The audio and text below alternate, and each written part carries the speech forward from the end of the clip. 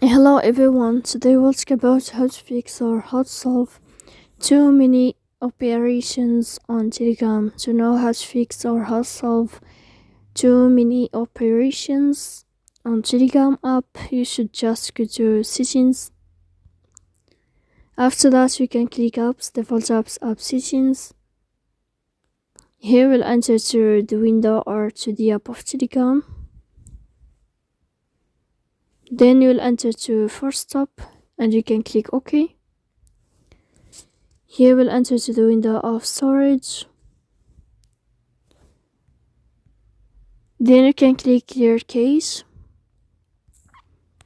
In the end, you can turn off your phone and you can wait a moment to turn on your phone again. So please don't forget to support us, bell icon and subscribe. See you next time in another video.